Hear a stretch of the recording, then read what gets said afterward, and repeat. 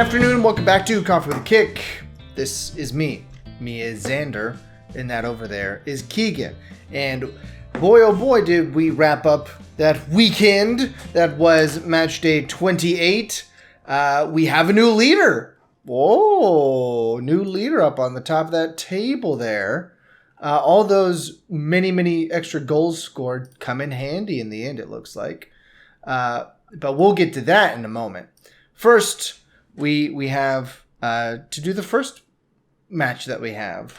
But before we get there, how you doing, Keegan? I don't just want to steamroll you into this. How's it going?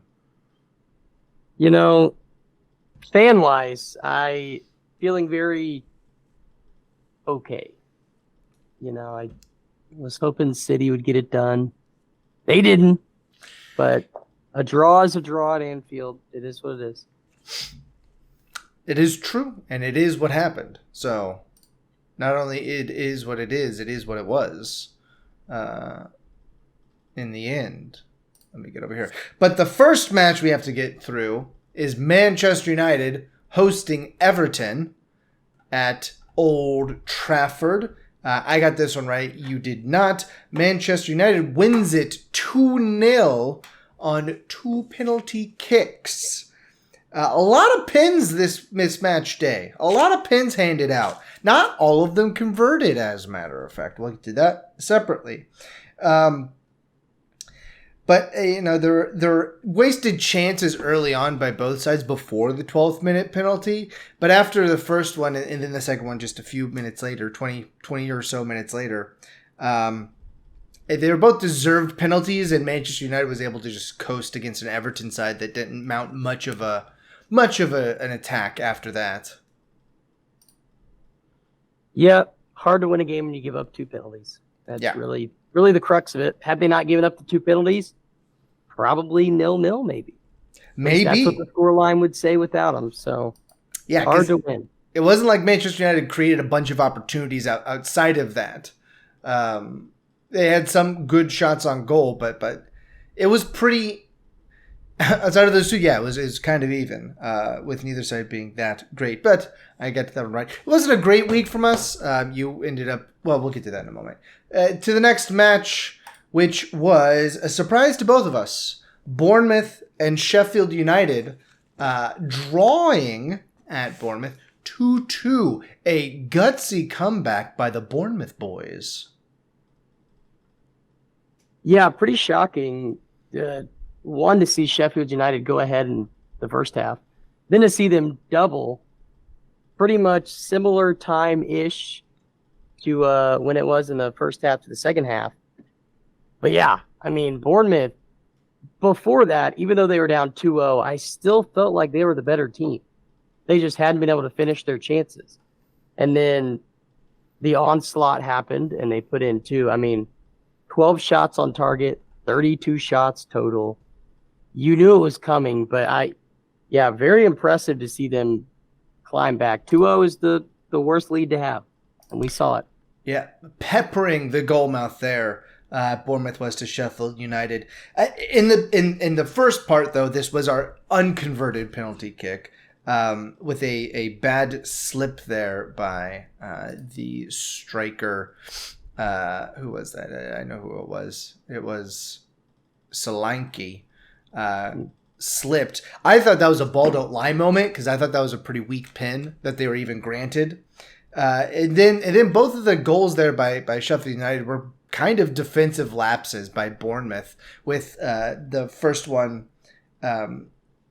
where they just didn't track on the backside of play, and then the second one, the goalkeeper pushed it back out into the run of play instead of out to the side, and it went right to Sheffield United. But the last 2 goals that Bournemouth got, the last 2 goals that Bournemouth got were classic Sheffield United defensive lapses, where they just don't track people through the end of the play, lose concentration, and then they end up with easy conversions. And you're like, yeah, okay. I mean, Sheffield United definitely could have gotten 3 points out of this if they had just finished out the match. They didn't have to play much more than 90 plus 1 to get it through to the end, but they couldn't even finish that off. So, good on Bournemouth for sticking in there. and really sticking it to them. Sheffield United, the Blades. And I think that definitely puts Bournemouth out of relegation conversation at this point. They're up at 32 now, with the other teams not scoring a lot of points. So I think that single point, I think probably keeps them out of the relegation chatter at now. Then we move to another relegation battle. Crystal Palace hosting Luton Town. This one also left very late. However, on this one, it's the relegation side that managed to steal the point on a 90+6 Collie Woodrow goal. Really random, to be honest. It was just a literal last gasp ball in. Yeah, and the goal that they gave up, Luton Town, terrible back pass. Just a terrible back pass that was taken away. But Mateta still had plenty of work to do on his goal. Fantastic little flick to the backside with his heel. Really nice. But, Crystal Palace didn't have a ton going on besides that. There were only 6 total shots on goal in this whole match. So it wasn't like it was an offensive juggernaut sort of thing. Yeah. Yeah, I felt like Luton didn't really, in previous matches, they've really cared to get out, score, pass the ball to their wingers, really allow them to do some work. This match, I didn't really see a ton of that, mainly because I think Crystal Palace tried to bottle it all up in the midfield. It was a lot of center of the pitch action in this game, and kudos to Luton. I mean, whatever slimmer of hope they had, they are clinging to still with a draw, but they could have used a win. I feel like Crystal Palace is not playing very well, and they, just like Sheffield, they missed an opportunity that could have helped them potentially stay up. But yeah, it's not a good look for Luton, even though they got the point. Yeah, they wouldn't quite have been able to make it out of the relegation zone with a win there, but I'm going to put them a point off of Nottingham, who we will get to in a moment. Before we get there, we have a very nice surprise. My Wolves win it 2-1. You got this one exactly right. My Wolves winning 2-1. However, you were correct, but I was justified. Because I said I did not trust our attacking players in this one, and our defenders are the one. Well, scored is putting it kindly for the 67th minute goal. That was going to be well wide of the goal, but it bounced off of Kearney's Tookus and went in. But Al Nouri's was nice. It was a nice goal there by my Wolves, and then really Iwobi's was a last minute gasp sort of thing. That was a nice quick reaction on his part, but it was truly a consolation goal. Yeah, 82nd minute, Traore almost puts one past Sa. Sa, he handled it easily after the strike, but Traore almost got a goal, so that would have made it interesting. But yeah, the Iwobi one full time was 10, 15 seconds after the next kickoff. So truly a consolation goal. But again, I felt like Fulham, once Wolves scored, they really came out in the second half and just kind of controlled the match. I didn't really feel like Fulham was in it till about the 75th minute. So good on Wolves. They held the 2-0 lead. Held on enough to win, at the very least. Did not succumb to the Sheffield United trap. Then to one we both got right. Finally, we both got one right on this match day. Arsenal takes down Brentford 2-1. Yeah, this one was a bit nervy for Arsenal there for a little bit. I mean, again, another game where they just came full force at them for the first 15, 20 minutes. But then after that, they kind of just slowed down, passed the ball around. Kai Havertz probably should have gotten a yellow for simulating a penalty. It is what it is. Yeah, Wissa's goal, 45+4, brings it back level. And then Arsenal, they left it late. I thought it was going to be potentially a draw, but Brentford could not hold up, unfortunately. But I thought it was a pretty good 2-1 match. Yeah. My note was for the 19th minute goal was I thought it was easy. That was an easy goal for them, and it felt like it was going to be another one of the run of Arsenal 4-0, 5-0 sorts of things. But you're right, they took the foot off the gas, and I don't know if it was looking forward to a Champions League happening for them today, or what. But yeah, Wissa with the bombardment of the goalkeeper putting it in there. Really caught him off guard, obviously. And then, yes, Havertz, that was a flop among flops, but whatever. But in the end, at 86th minute, Brentford loses track of him in the middle, and he gets a pretty easy goal in the end. So, yeah, it was a good match. I just felt like Arsenal wasn't taking it at 100%. So yeah. Brentford could have sneaked out some more, keeps them down in that relegation conversation for sure. I mean, they are only 5 points clear of Luton Town, and Luton Town's not playing a lot. But let's see, the next matchup here for them. Oh, Bournemouth and Luton is the next matchup for Luton. So, maybe Bournemouth's not totally out of it yet. We'll see. That's a lot of points to get in the last couple matches. From there, we go to Villa Park there for one we both got wrong. Because obviously everyone had Spurs winning it 4-0, right? All in second half goals? Sure. Why not? But it was, to be honest, all the Spurs goals were really, it looked like early season Spurs is what it looked like. Now that red card in the 65th definitely helped them out, helped them seal it away. But the first two were very nice by Madison and Johnson, with the assists by was that Sarr and Son. But yeah, it's good job by Spurs. I didn't see this one coming, obviously. And Aston Villa, you're trying to give it away here, trying to give away your spot. They didn't want to be first, and now they don't want to be in the Champions League. It's pretty crazy. They don't want the smoke. They don't. Yes, amen to that. They don't want this. Losing McGinn to a red card in the 65th, that was like nail in the coffin. Mm-hmm. One, he's their heart of their midfield. They had heart of their team. So losing him, it was only the 90 plus 2 goals. I mean, that you knew it was coming. It probably should have come earlier. Spurs looking great. I don't know how they'll stack up against a better team. Villa clearly didn't come to play in that second half, but yeah, Spurs are looking good. Villa not so good. Yeah, aside from that stumble there against my Wolves back in mid-February, Tottenham has won, 5 out of the last 8? So that's pretty good. And if you go back even further, it's more, but I think 5 of the last 8 is a good way to look at it, with only 2 draws. So yeah, that's why they're back up where they are. Aston Villa has West Ham up next, so a wild card, and Tottenham has Fulham. So we'll see what happens this upcoming weekend. Then from Villa Park, we go to BHA, the Amex, one that you got this one right. Brighton wins it 1-0 over Nottingham Forest on a 29th minute own goal by Bamidele. Yep.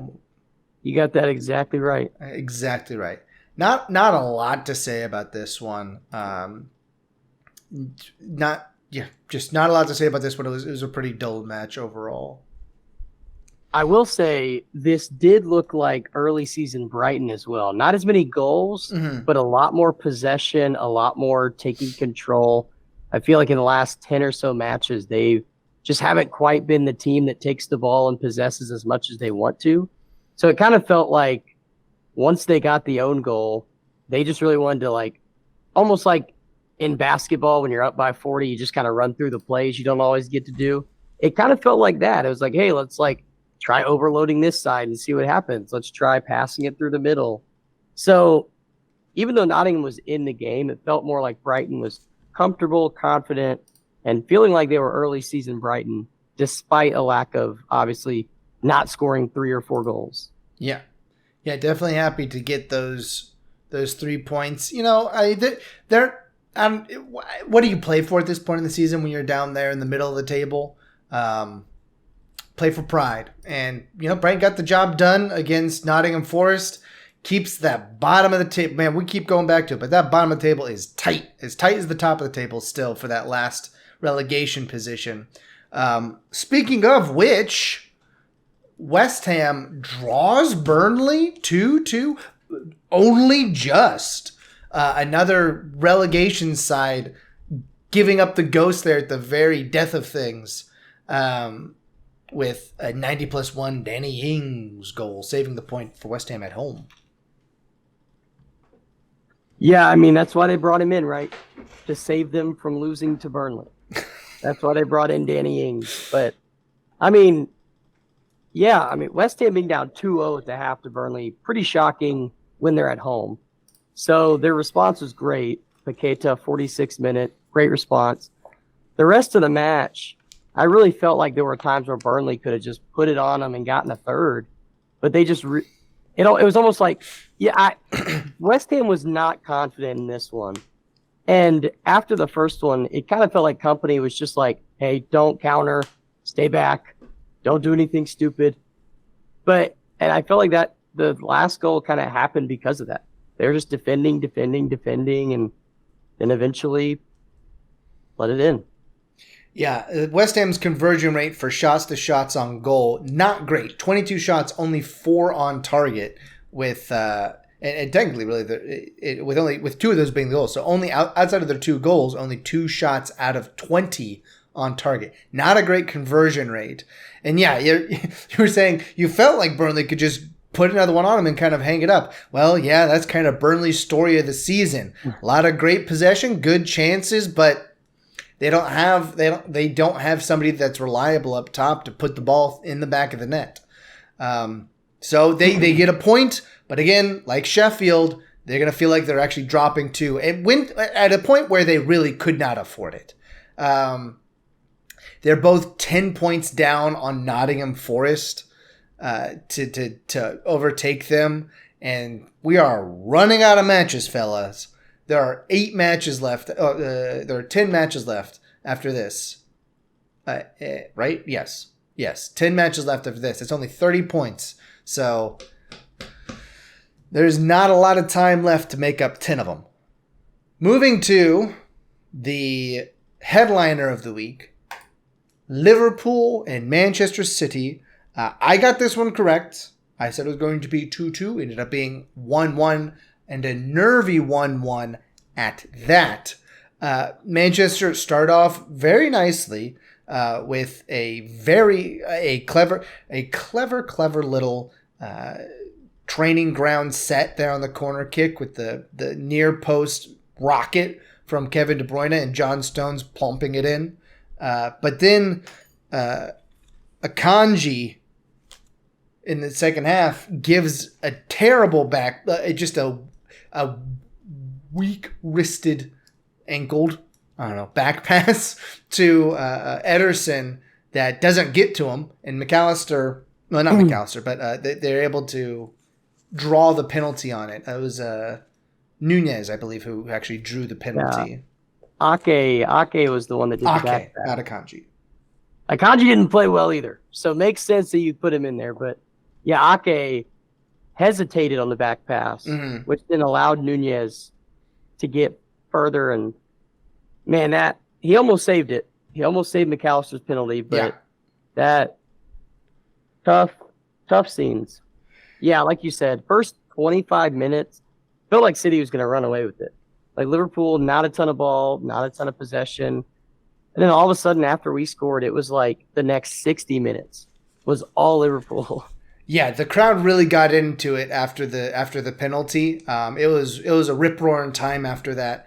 I don't think either side's really had a bunch of good chances, but there's a lot of action to be had. Yeah, it was a good one. I mean, there were plenty of offside goals. Like there were probably 2 for City, 3 or 4 where just the guy was offside on the run. And it felt like a 1 versus 2 game. Yeah. It felt like 2 teams on top trying to get anything on the other team. But it was a good one. It's that I can't hate a 1-1 draw at Anfield. No. I can't hate that. But it just we pretty much have to win out to win the league, as does every team. Yeah. That's the motto now. Win out and you win.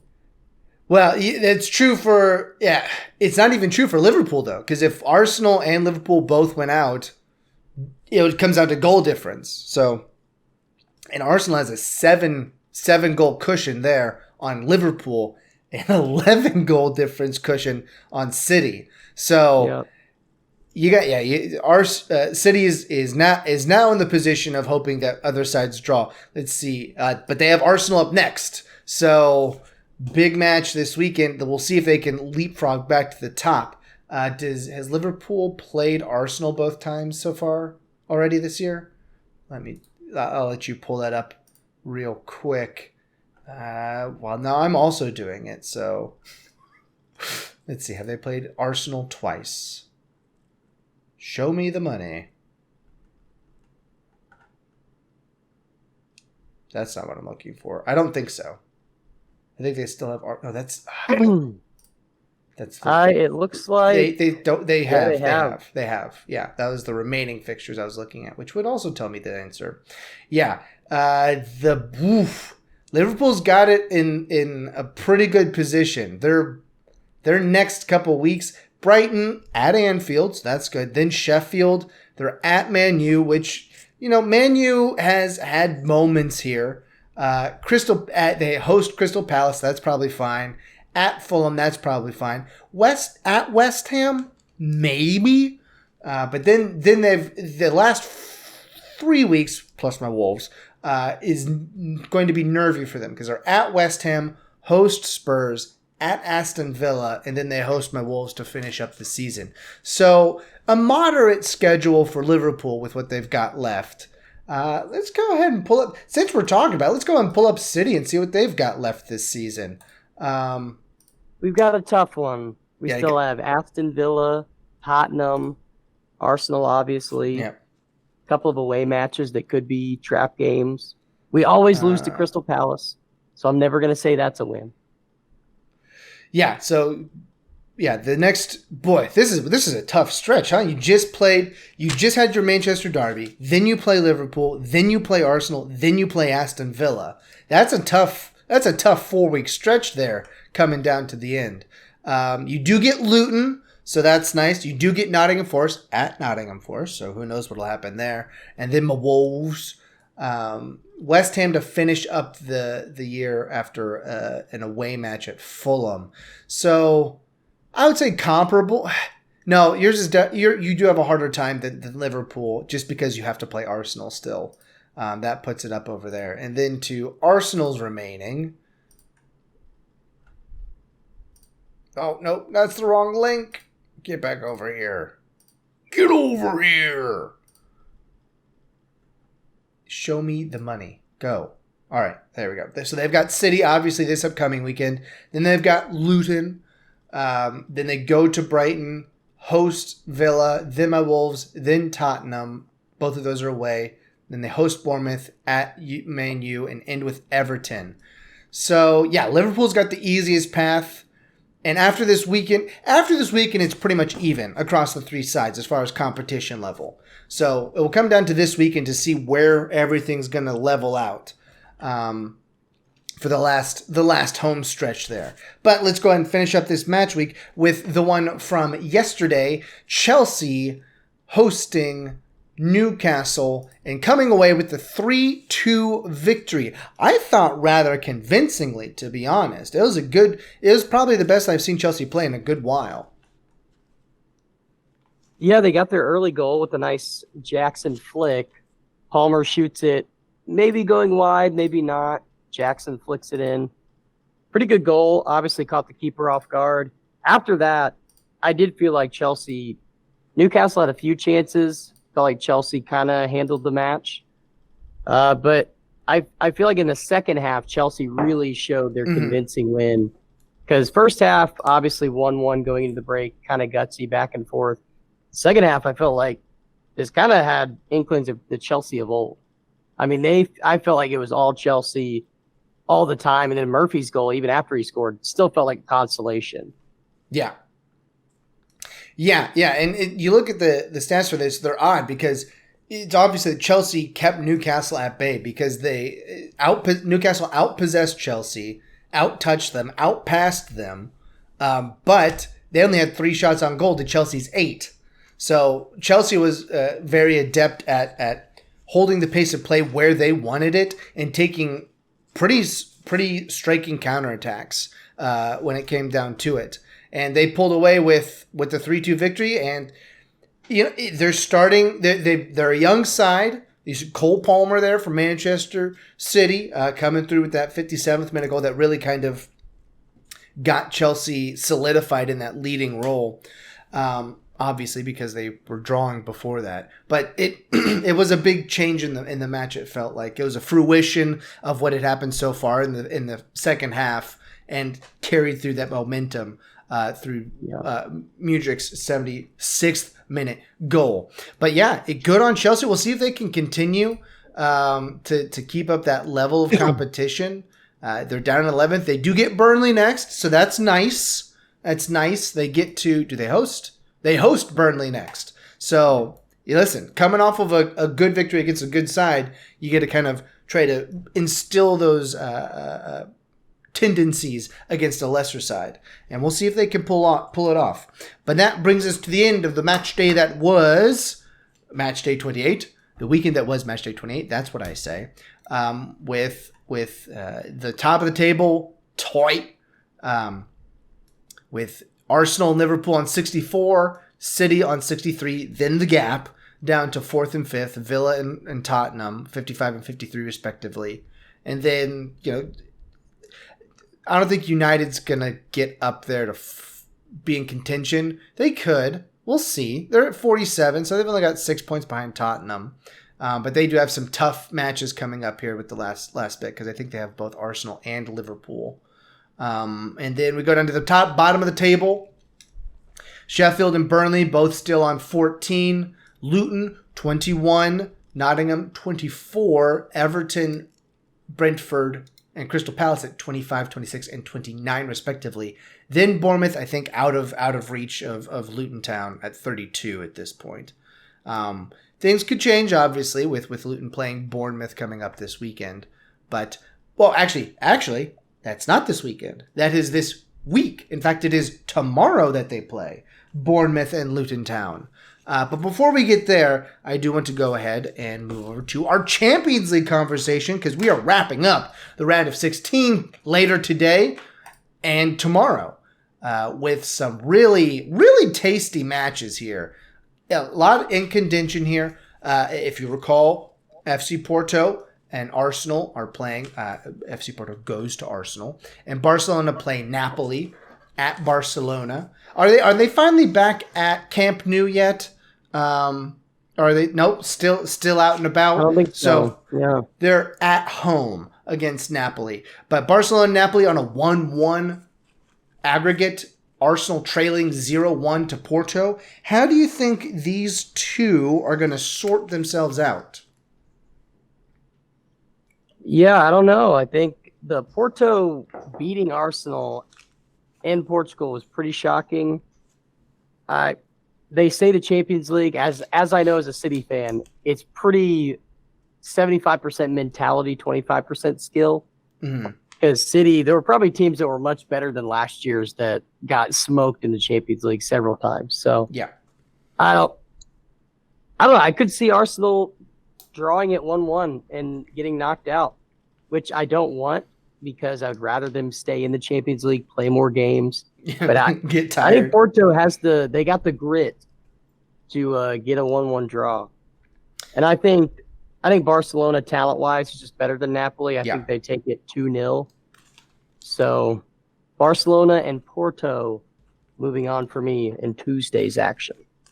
See, I think that Arsenal is is just playing very well right now in the Premier League. And they are going to be at home for this, so they'll have the home side behind them. I've got them taking it 3-1, probably getting an early goal, so then Porto has to press because they don't want to go to extra time. Maybe getting a second and then Porto getting one, something like that, where they're pressing Porto enough that they can pull them out of shape. And they take it 3-1 on that one. And then for Barcelona, I agree. I only have it as a 1-0 because I think they'll play a little conservative after going up. And Napoli this year in the Champions League has not been scoring as much as they did last year. They pulled off some crazy amounts last year, but this year they haven't been scoring as much. So I think that they'll lose it 1-0 on later today. And then for tomorrow, we've got almost the same sort of thing. The away side won 1-0 in the Atletico Madrid-Inter set. And then Dortmund and PSV drew 1-1 before coming back to Dortmund's home place, the Yellow Wall. I think that Inter carries this through, actually. I think take it 2-0 to Madrid. Atletico Madrid, they're at their own place and really seal it up and push themselves through to the quarterfinals. And then for Dortmund, I think Dortmund picks it up. I think they take it 3-0 over PSV because they're at home, and I think that they have a good home side advantage. Yeah, the Dortmund PSV one I had as 2-0. I think at home Dortmund's not going to let them score. Yeah. I'm going to go 2-0. Atletico Madrid Inter, I think this could be the first one to go into extra time. Yeah. I think Atletico Madrid wins regular time 2-1, but then they lose in penalties to Inter. I'm going to guess penalties 5-3. That's my guess. Both teams really strong defensively. Yeah. But I think Atletico Madrid has the talent to get it to extra time. But I still don't think they move on. Yeah, I think of the four matches, this Atletico Madrid-Inter is the one that's best set up for a really a good match. I mean, I could be wrong, obviously, but I think that one's got the most potential of the four. I think they'll all be good. Exciting. I think they'll all be good, but I think that one's got the best potential out of three. And then we'll go ahead and also at this time cover that fun little aperitif, I'll say, for this weekend that we have in Bournemouth and Luton Town. Technically, these happen before. This will start before the Champions League action tomorrow. So 3:30, Bournemouth hosts Luton Town. I didn't have. I don't know what's going to happen. I've got it as a 2-2 draw for Luton and Bournemouth. Luton likes to draw. Is basically what it boils down to. They like to do little high-scoring draws against sides they probably should be beating. I don't know how it's going to play out exactly, but Luton likes to score and they give up goals. Yeah, I think it'll end up being 3-3 draw. I think Bournemouth's going to really want to start out hot because they started out so slow versus Sheffield. I mean, talk about a dream run. You have Sheffield United at home. You have Luton at home. All you got to do is, obviously, they didn't win versus Sheffield. But if you beat Luton, you're safe. Yeah. You're no longer worrying about relegation. I think they're going to want to pile it on early. But I think Luton, like you said, they want to draw and they want to score. So I think 3-3. Yeah, you're right, though. If Bournemouth can win this, I think that they're fully safe. Because it'll take the 3 from Luton and give themselves the 3 to keep up. But we'll see what happens. It'll be interesting for sure to check out. So, we'll be there with you and the other side of it. But now let's go ahead before we wrap everything up. Do we have ourselves a trivia question for this week? We do.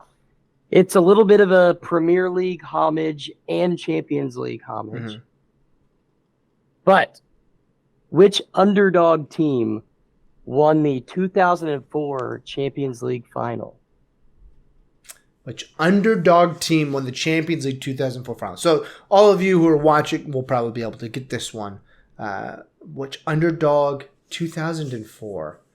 I'll have to ponder that and not look it up I'll see if I can remember who was in the Champions League final in 2004. Not The looking Premier League, the Premier League hint is their manager at the time became a prominent Premier League manager. Okay, so he was. That's the hint. So it was a Premier League side who won, and their manager not a Premier League team. Okay, but the manager of the team who won became a prominent Premier League side manager. Okay, Has managed. Yeah, he's managed multiple prominent Premier League teams since that victory in 2004.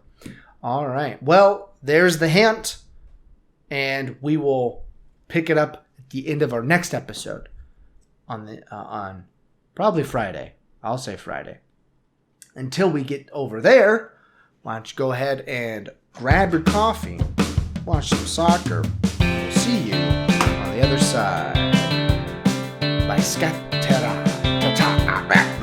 By Scatter.